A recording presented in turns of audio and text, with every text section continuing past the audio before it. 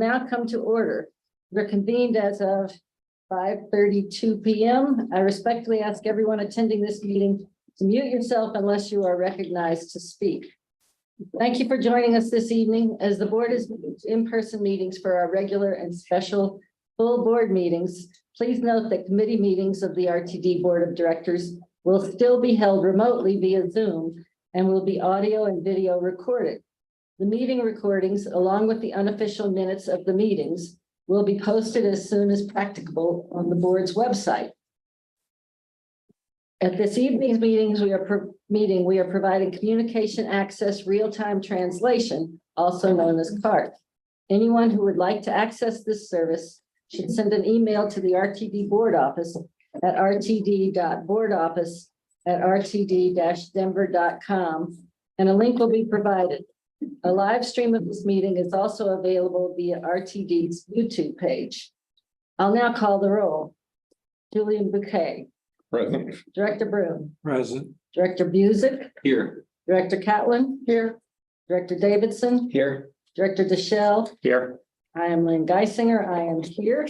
Director Goodfine. Here. Director Harwick. Here. Director Rosenthal. Not yet. No Director Rosenthal. Director Rusha. Here. Director Sloan. Here. Director Tisdale. Present. Director Whitmore. Present. And Director Williams. Good evening. You're here. I am here. All right. Next is our public participation period, which is open to anyone who would like to address the board. As we have both in-person and remote attending, in-person comments will go first, followed by those who are attending remotely. For those attending in person, please address the board when your name is called. If you've not already signed up to speak and would like to do so, please approach the podium or when I call for any additional speakers. For those attending virtually, if you wish to speak and have not already done so, please raise your virtual hand or press *9 on your phone. Staff will unmute you when it is your turn to speak. If you are dialed in, press *6 to toggle your mute settings. If any speaker has documentation or reference materials for the board, or if any member of the public would like to submit written comments, please email those materials to the board office at rtd.boardoffice@rtd-denver.com. By participating in this process, you are being recorded. If you do not wish to be recorded, your comments will have to be submitted in writing. During this time, the board will not offer any direct comments or responses. If you would like to be contacted regarding your comments, please email the RTD board office, again, at rtd.boardoffice@rtd-denver.com. Speakers should begin their remarks by stating your name, and you'll have up to 3 minutes to provide comments. Do we have anyone signed up to speak? Not that I can see. Okay, and anyone online? No? Okay, No, great. Were any emailed comments received? there were none. All right.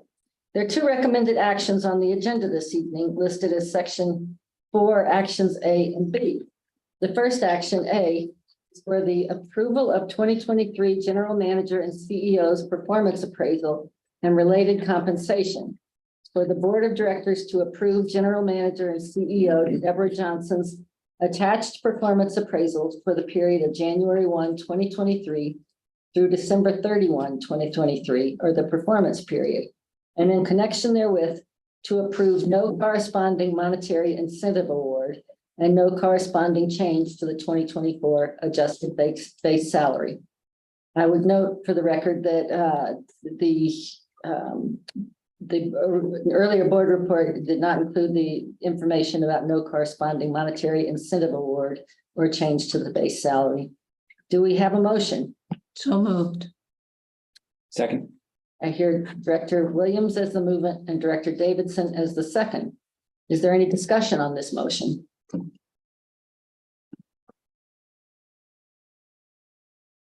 Okay. Seeing no discussion, I don't see any online. I'll now call for the vote.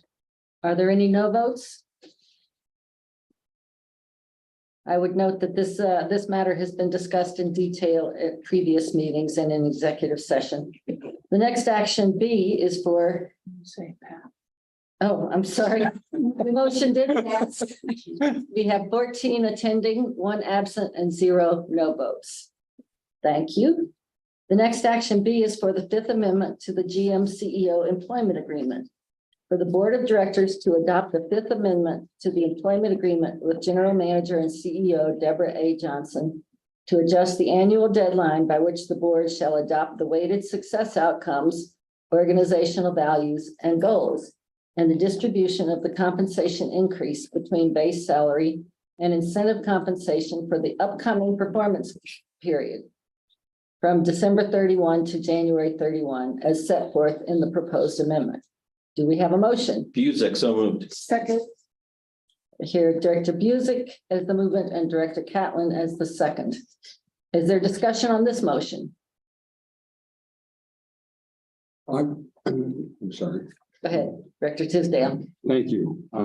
Director Tisdale, I just wanted to have some background, if we could perhaps expand upon what was contained in the board report relative to the item, to get it on the record and to put it fresh in our minds, because I think as we look at this, we say, well, gosh, this is the Fifth Amendment to the contract, that, they're going to get it right sooner or later.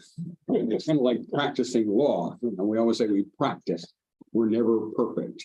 But if we could have some further expectation. Sure, and I'm going to ask Director Davidson to do that for us. I would note, I think most of those amendments have been time-changing amendments and things like that. But Director Davidson, are you? Sure. Yeah, happy to. It's a great question. So the thinking behind the change is to afford ourselves more time each year to adopt goals. And there's a couple of things that we're factoring in. One of them was, although it's critical to have the current board in a given performance period complete the performance evaluation for the general manager and CEO, it seemed appropriate that when we pass goals for the performance period, to allow any incoming directors newly elected in January to at least have the opportunity to weigh in on those adopted goals. One thing we did discuss was that the process has not been, working well for us, and that in the Dr. Guzman had asked a question about, how do we improve the process, and we had a brief discussion around the need to discuss weighted success outcomes, goals, and any adjustments to compensation. Starting mid-year and really having a better cadence towards the end of the year discussing goals, but still that on a go-forward basis, we would allow ourselves time to first wrap the performance evaluation in December with the board at that time, and then subsequently have a dedicated discussion and adoption of the goals by January 31st. Thank you. I appreciate that. I think it helps to put that on the record so that people understand why are we making these changes. I happen to agree with the ideas that have been expressed, and I think it will make the process hopefully at least more utilitarian and possibly even more effective. Thank you. Thank you very much for raising it. I think it is a good point, and thank you for the explanation. Any further discussion? All right, I will call for the vote. Are there any no votes on this recommended action? Seeing none, the motion passes. 14 yes votes, 0 no votes, and 1 absent. All right. Are there any other matters to discuss before we go into executive session? I see Director Davidson. Yeah, I just wanted to make a comment about the performance evaluation appraisal that we adopted. I didn't want to make the comment during then to make very clear this is, one director's opinion. We've officially adopted the appraisal. It seems to me, and I shared this morning at the performance committee, that I certainly don't want to say that it's consensus, but I think many of us share that the net promoter score goals that we adopted, we collectively agreed between general manager and CEO and board to use those as both short-term and long-term goals.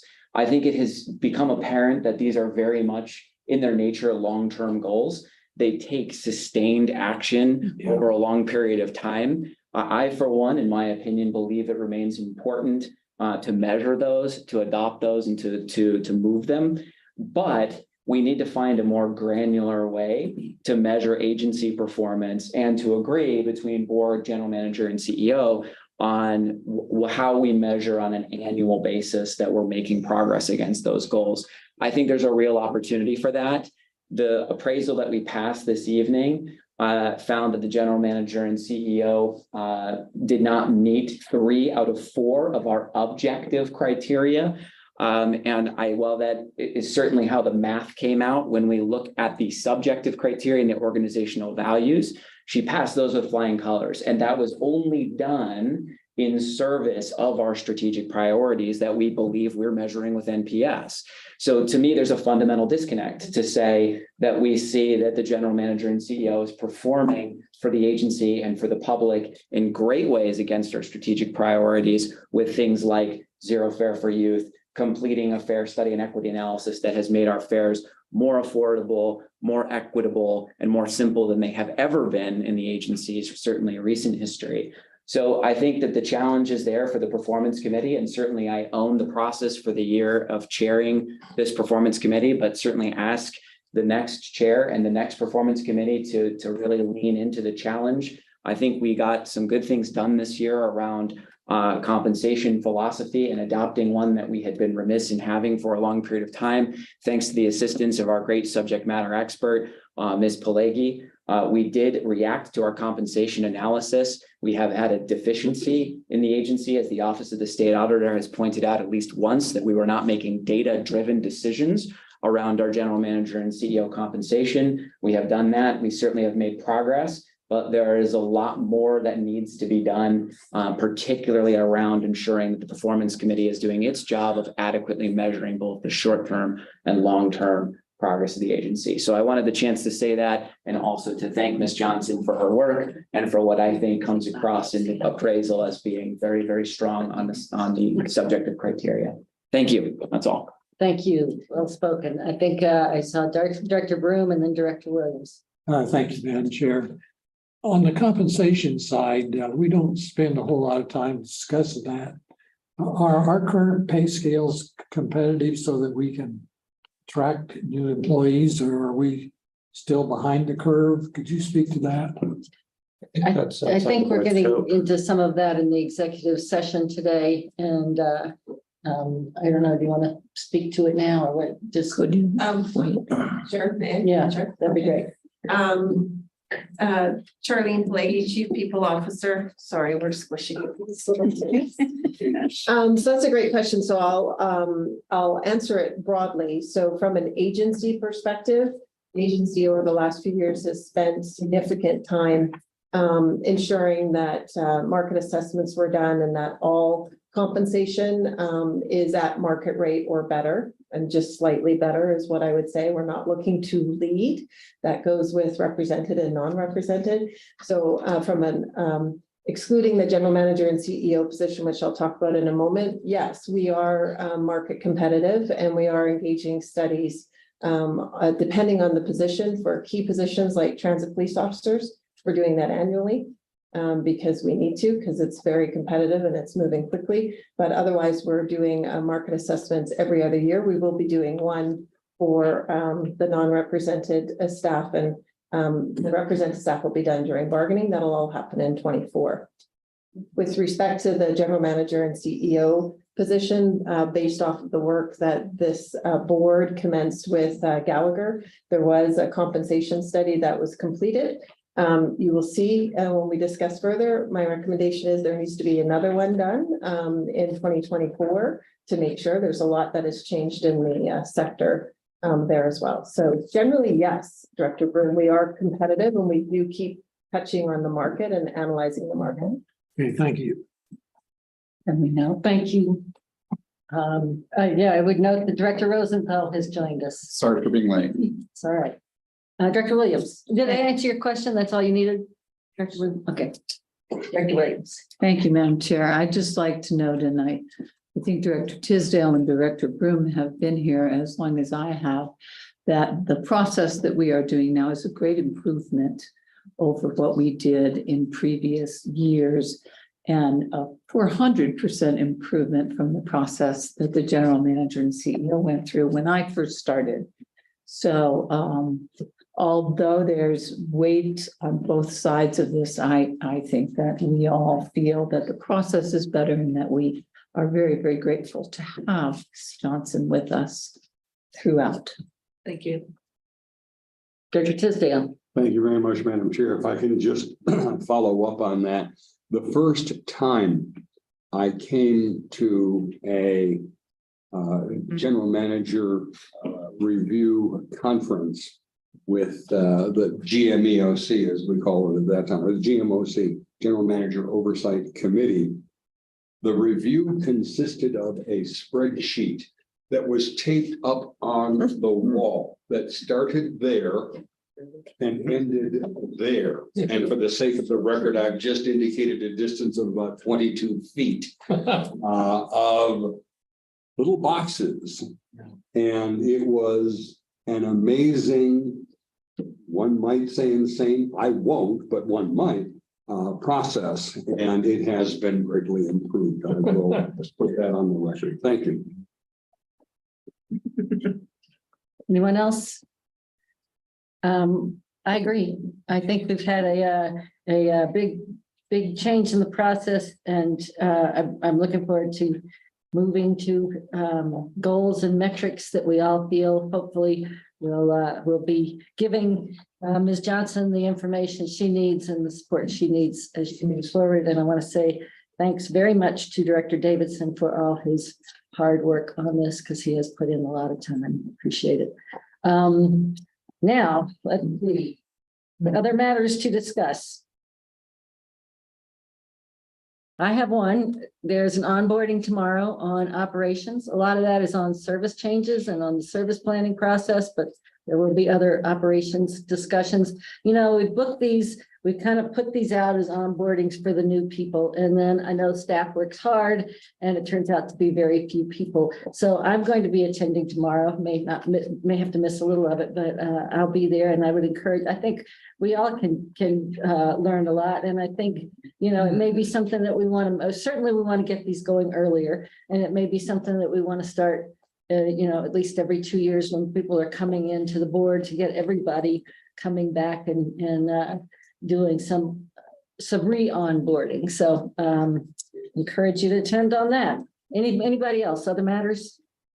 No. Yeah. Just a friendly reminder, the audit committee is meeting on the 20th of this month. In addition to reviewing an executive session, certain components of the audit that were redacted, there will also be a discussion item on there for best ways to leverage and use our ad hoc. We have a certain number of ad hoc audit hours that we're able to use as part of our contract with Rubin Brown. It's included in the internal audit plan, and there will be a discussion on that. There were a lot of great discussions as we went through the budget process, and looking forward to a discussion at audit committee about, you know, what do we take away from that? How do we, is it on the audit side? How do we sort of leverage audit to help fill that gap where we saw a lot of questions, a lot of concerns from the board? So. Great. That was a great last meeting to hear the audit that was coming out. So I think that's great. All righty. The board's next meeting is scheduled for Tuesday, January 9th, 2024. It's a special meeting to elect new officers, and we may also talk some about goals and some other things that we can discuss putting in there. And now in a moment, the board will meet in executive session to discuss personnel matters, assuming this board votes to do so. I'd like to append the motion to move into executive session to state that the meeting will be deemed adjourned after the executive session. Sorry, the adjourning and after the executive session for public transparency means that once the board moves into the executive session, the main meeting will be adjourned. We won't be coming back to the main meeting. I'll now entertain a motion to move into executive session to discuss the following. Executive session pursuant to section 24-6-402 per 4 per F per I, or per 1, I guess that is, CRS for consideration of personnel matters regarding compensation philosophy, base salary range and potential adjustment to base salary for the current general manager and CEO. Do we have a motion? So moved, okay. Okay.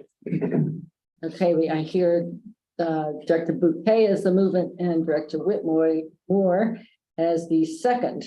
Is there anyone opposed to this motion? All right, we're needing 10 board members in the affirmative to pass the motion. The motion passes with 15 yeses and 0 nos. For anyone who is present but not expected to participate in the executive session, would you please clear the room at this time? Take 2 minutes. You want to take